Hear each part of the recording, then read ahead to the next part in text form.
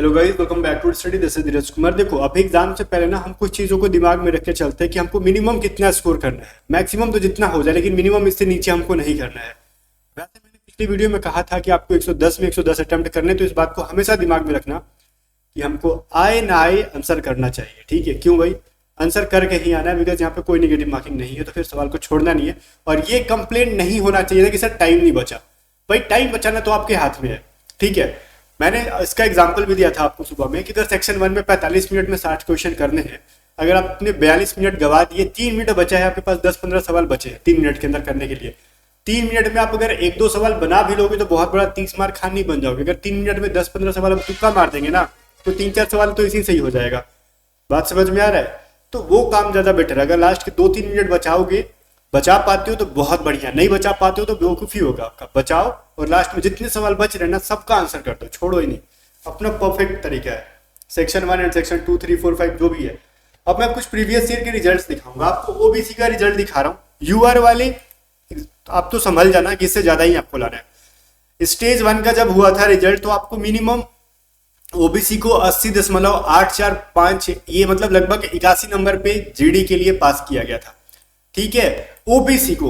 Obvious चीज है, general category के बच्चों को इससे ज्यादा ही लिया गया होगा। और ये जोन पे भी डिपेंड करता है, तो स्पेशली अगर कोई राजस्थान से है, हरियाणा से है, यूपी से है, बिहार से है, वेस्ट बंगाल से है, यहाँ पे कोस्ट गार्ड में बच्चे ज्यादा भर भर के होते हैं।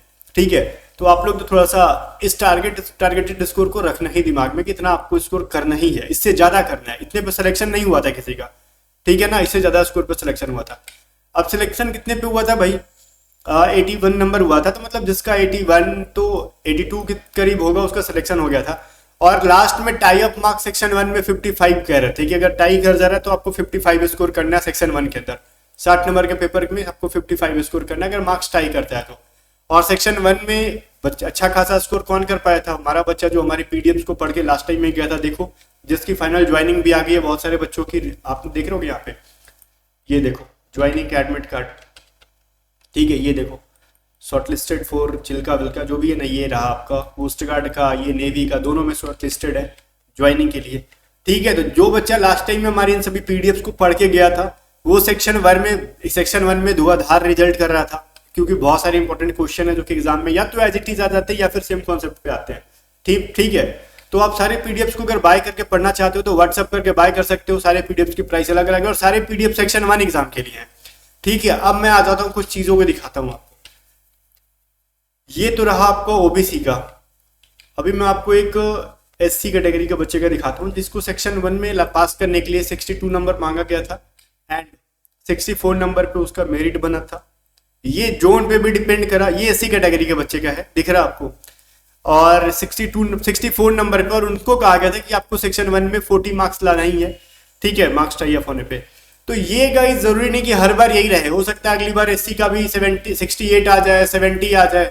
और ये किसी अगर यूपी बिहार से आप हो तो स्पेशली जोन वाइज जब था, ठीक है, पिछली बार तो उस समय ज्यादा ही गया होगा गाइस। तो इन सभी चीजों पे थोड़ा सा ध्यान दो कि जो मिनिमम कट ऑफ है आपको उससे ज्यादा लेना है। आपका टारगेट यही होना चाहिए कि हमको, अगर हम यूआर कैटेगरी से हैं, 84 जाना ही जाना है। ईडब्ल्यूएस से हैं, ओबीसी से हैं, 82 से पहले ज्यादा ही जाना है। अगर एससी कैटेगरी का बच्चा है ना, वो ये उम्मीद करे एससी एसटी की 68 प्लस मेरे को जाना ही जाना है। और इन सब में एक चीज जरूर ध्यान देना कि सेक्शन 1 के अंदर 55 प्लस जाना ही जाना है। अगर कोई बच्चा ओबीसी, जनरल, ईडब्ल्यूएस से है तो 55 नहीं भी कर पा रहे ना अपने दम पे, तो एटलीस्ट 50 प्लस करें, ताकि नॉर्मलाइजेशन के बल पे भी हमारा 50 हो जाए, 55 हो जाए। नॉर्मलाइजेशन में भी इनका बढ़ा ही होगा ना। यहाँ पे ये नॉर्मलाइज स्कोर है, ये दिखाते नहीं है कि कितना नॉर्मलाइज हुआ, क्या हुआ, कोस्ट गार्ड वाले बताते नहीं है। ठीक है, बट नॉर्मलाइजेशन है, ये चीज है, तभी तो इतना पॉइंट में स्कोर है। अदरवाइज नेगेटिव मार्किंग थोड़ी है कि पॉइंट में स्कोर आएगा। तो ये नॉर्मलाइज स्कोर है, और नॉर्मलाइजेशन क्या किया इन्होंने, कितना किया, कुछ नहीं बताते हैं। तो ये थोड़ा सा गलत तरीका है कोस्ट गार्ड का रिजल्ट देने का। तो आपको मैं ये कह रहा था, रणनीति आपकी यही होनी चाहिए कि मेरे को ना, अगर मैं section 1 to section 1 and section 2 मैं 2 पार्ट में बांटता हूँ, किसी का सेक्शन 3, 4, 5 होगा, वो अपना समझो इसी चीज को, कि मेरी घर पे क्या स्कोर आ रही है। मेरी सेक्शन 1 के अंदर 45 स्कोर आ रही है, मैंने टारगेट कर रखा है 84, तो मेरे को इसमें कितना स्कोर करना होगा? एटलीस्ट 40 के आसपास सेक्शन 2 में। और सेक्शन 2 हमारा 50 में 40 स्कोर कर पाना पॉसिबल है? ये ज्यादा डिफिकल्ट चीज हो जा रहा है। समझ में आ रहा है? आपको इतना तो स्कोर करना ही पड़ेगा ना सेक्शन 1 सेक्शन 2 मिला के, ओबीसी जनरल ईडब्ल्यूएस के बच्चों को। तो 50, जहां आप सेक्शन 1 में 60 में 45 नहीं ला पा रहे हो, 12th के मैथ फिजिक्स में आप 40 तक ला दोगे, बहुत कम बच्चे कर पाएंगे। तो ये किसके लिए पॉसिबल है? जो सेक्शन 1 में ही 50 प्लस जा रहा है, अब उसको इधर जाके 34 से 35 नंबर लाने हैं, ये भी थोड़ा सा हैवी हो रहा है उनके लिए। तो आप सेक्शन 1 में दबा दो, दबा के स्कोर कर लो 53, 4, 5 जितना हो पा रहा है, ठीक है। और अगर कोई बच्चा SC ST कैटेगरी का, ये मिनिमम मार्क्स में कह रहा हूं, इससे नीचे सोचना ही मत, इससे नीचे पे आपका सिलेक्शन नहीं होगा, आपको छाट दिया जाएगा। 80 पे तो भाई आपका रिजल्ट जा रहा है, स्टेज 1 पास कर रहे हो, स्टेज 2 के लिए बुला रहे हैं वो लोग, वहां पे भी छटैया करते हैं। समझ में रहा? समझ आ रहा आपको? और फिर आपका सिलेक्शन कर रहे हैं 82 नंबर पे, ऑलमोस्ट 81, 82 नंबर पे। तो आप घर पे भी 84 का टारगेट नहीं करोगे तो क्या करोगे ये बताओ? अगर जनरल का कोई बच्चा है तो, क्योंकि तो ओबीसी का मैंने दिखाया, जनरल वाला 84 भी टारगेट नहीं कर रहा है तो फिर क्या कर रहा है? सिलेक्शन नहीं होगा आपका, ये चीज तो श्योर रखो आप, ठीक है। अब मैं बताता हूँ, अगर कोई बच्चा SC ST का है तो वो सेक्शन 1 के अंदर भी कम से कम 45 तक का टारगेट करे, और सेक्शन 2 में अगर उसका देखो भाई 30 नंबर तक भी आ रहे हैं, 28 नंबर तक भी आ रहे हैं, तो उसका सिलेक्शन हो जाना है। सेक्शन 2 सेक्शन 1 में मिला के भी आप टॉप से ज्यादा स्कोर कर पा रहे हो, तो आपको सेक्शन 1 में ज्यादा स्कोर करना पड़ेगा, क्योंकि ये चाहे आप किसी भी कैटेगरी से हो, अगर मार्क्स टाई अप करता है तो ये सेक्शन 1 के नंबर को देखते हैं, किसका सेक्शन 1 में नंबर ज्यादा है उसी को सिलेक्शन देंगे। अगर मार्क्स किसी केस में टाई अप करता है तो डेट ऑफ बर्थ से भी पहले ये सेक्शन 1 का मार्क्स देख रहे हैं, ये थोड़ा सा खतरनाक हो रहा है, ठीक है। इनको डेट ऑफ बर्थ के हिसाब से कर देना चाहिए था, सेक्शन 1 2 मिला के बच्चा ज्यादा स्कोर कर रहा है ना, लेकिन वो ऐसा नहीं कर रहे हैं, मार्क्स टाई अप कर रहे हैं ना वो, तो सेक्शन 1 का ही मार्क्स देख रहे हैं। इसीलिए मैं कहता हूं सेक्शन 1 में जितना ज्यादा हो सके उतना स्कोर करो, ठीक है, इससे कम करने का मत सोचो। अगर कोई बच्चा जनरल से है वो 53 54 टारगेट करो ही करो, इससे नीचे क्या सोच रहे हो? अपने दम पे 50 प्लस भी हो जा रहा तो नॉर्मलाइजेशन करके शायद बढ़ जाए आपका, अगर सिर्फ टफ शिफ्ट में रहे तो आप, लेकिन अपने से तो टारगेट करोगे ना कि 53 क्वेश्चन 54 क्वेश्चन आउट ऑफ 60 हम सही कर पाए। अटेम्प्ट तो वैसे आपको 60 में 60 करने और सेक्शन 2 में 50 करने, मैं सही करने के बारे में कह रहा हूं। अगर इतना नहीं हो पा रहा है तो रिजल्ट आपके सामने है, मैं कुछ अपनी तरफ से स्टोरी बना के नहीं बोल रहा हूँ। ओबीसी का जब 80 है तो जनरल का तो इससे ज्यादा ही क्या होगा, ठीक है भाई।